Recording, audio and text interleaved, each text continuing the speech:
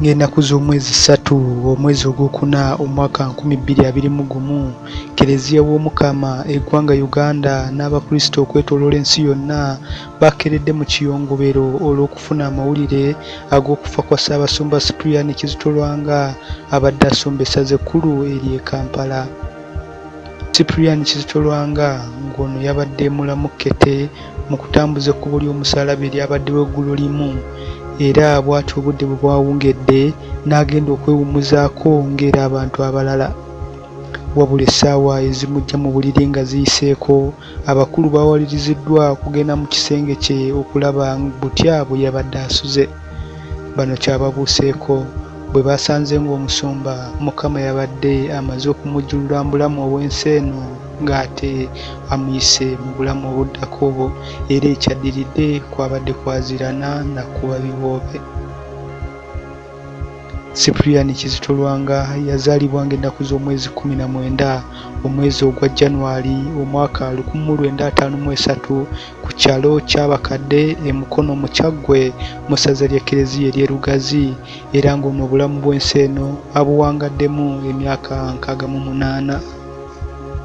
Cyprian yatandika obuweereza bwe ng'omusaseredooti ng'ennaku z'omwezi 8 omwezi ogwokuna omwaka 1978 ng'era buno yabufunira mu Lutikko Lubaga nga bwamuweebwa Kalidinaali Emmanuel Kiwanuka Nsubuga bwe yaweererezaamu emyaka 18, era nga yatandika obuweereza ng'omusumba mu ssaza ery'e Kasana Luweero mu mwaka 1996, era ng'eno yaweererezaayo emyaka 10 mpaka mu 2006, era ng'ennaku z'omwezi 19 omwezi ogw'omunaana omwaka 2006 yalondebwa okukulembera essaza ekkulu ery'e Kampala ng'addambigire bya Kalidinaali Emmanuel Wamala eyali awummudde, era ng'ennaku z'omwezi 30 omwezi ogw'omwenda omwaka 2006 yatuuzibwanga omusumba omujjuvu okutandika emirimu gye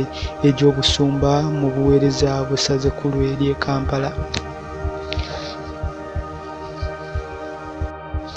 Amawulire g'okufa kwa Ssaabasumba Cyprian Kizito Lwanga bangi gaabakubye wala n'okusingira ddala bannaddiini, era nga bakira buli amwogerako birungi byereere.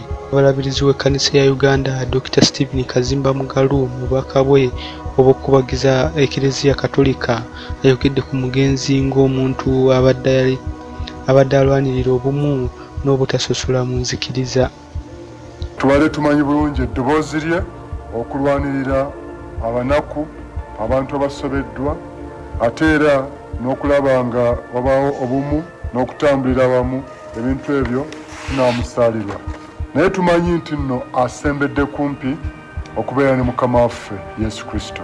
Alwanye okulwana okulungi, okukkiriza kukuumye, olugendo alutuusizza, era nga Pawulo yagamba asigazza engule ey'obulamu. Olugendo luno olw'ekkubo lw'omusaalaba lwe yatambudde olunaku lwajjo libeere olugendo olunaamutuusa mu kuzuukira.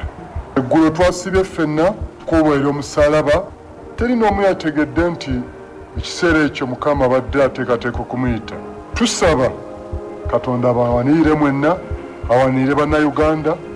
Ku lw'ekkanisa ya Church of Uganda nsaba kkirize okusaasira kwaffe ffenna.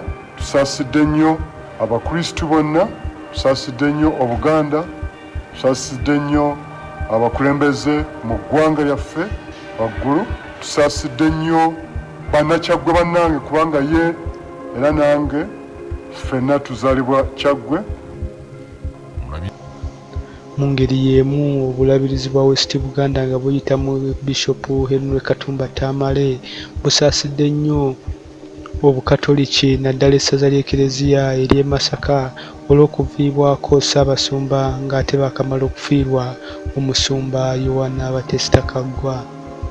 Bishop Severus Jumba awamu n'Eklezia yonna omuli abasaseredooti, bannaddiini n'Abakristu, naye ne bannagweta Masaka mwenna ku lw'obulabizi bwa West Buganda Diocese tuwulidde amawulire ag'okufa kwa mukulu waffe gatukoze bubi.